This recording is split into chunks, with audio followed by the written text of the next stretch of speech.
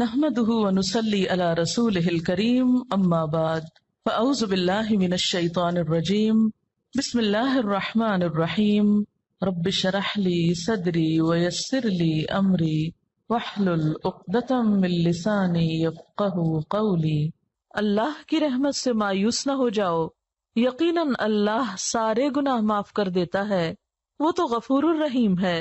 پلٹ آؤ اپنے رب کی طرف اور مطیع بن جاؤ اس کے، قبل اس کے کہ تم پر عذاب آ جائے اور پھر کہیں سے تمہیں مدد نہ مل سکے، اور پیروی اختیار کر لو اپنے رب کی بھیجی ہوئی کتاب کے بہترین پہلو کی، قبل اس کے کہ تم پر اچانک عذاب آ جائے اور تم کو خبر بھی نہ ہو۔ کہیں ایسا نہ ہو کہ بعد میں کوئی شخص کہے افسوس میری اس تقصیر پر جو میں اللہ کی جناب میں کرتا رہا، بلکہ میں تو الٹا مذاق اڑانے والوں میں شامل تھا، یا کہے کاش اللہ نے مجھے ہدایت بخشی ہوتی تو میں بھی متقی لوگوں میں سے ہوتا، یا عذاب دیکھ کر کہے کاش مجھے ایک موقع اور مل جائے اور میں بھی نیک عمل کرنے والوں میں شامل ہو جاؤں، اور اس وقت اسے یہ جواب ملے کہ کیوں نہیں، میری آیات تیرے پاس آ چکی تھیں، پھر تو نے انہیں جھٹلایا اور تکبر کیا اور تو کافروں میں سے تھا۔ آج جن لوگوں نے خدا پر جھوٹ باندھے ہیں، قیامت کے روز تم دیکھو گے کہ ان کے منہ کالے ہوں گے۔ کیا جہنم میں متکبروں کے لیے کافی جگہ نہیں ہے؟ اس کے برعکس جن لوگوں نے یہاں تقویٰ کیا ہے، ان کے اسباب کامیابی کی وجہ سے اللہ ان کو نجات دے گا، ان کو نہ کوئی تکلیف پہنچے گی اور نہ وہ غمگین ہوں گے۔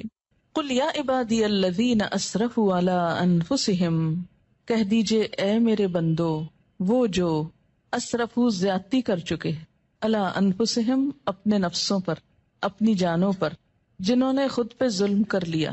اسراف کہتے ہیں گناہوں کی کثرت اور اس میں بہت آگے نکل جانا، یعنی بڑے بڑے گناہ کر بیٹھے۔ ان سے بھی کیا کہا جا رہا ہے؟ لا تقنطوا من رحمت اللہ، اللہ کی رحمت سے مایوس نہ ہو۔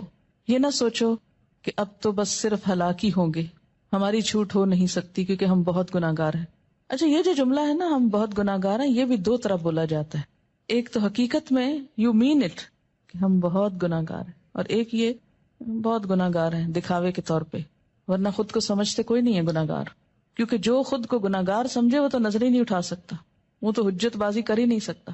لا تقنطوا من رحمت اللہ، نہ تم مایوس ہو اللہ کی رحمت سے۔ ان اللہ یغفر الذنوب جمیعا، بے شک اللہ معاف کر دے گا گناہوں کو سارے کے سارے۔ اس آیت میں یہ ہے نا کہ اللہ معاف کر نہیں سکتا، فرمایا نہیں کر سکتا ہے، کر دے گا، کرے گا۔ کیوں؟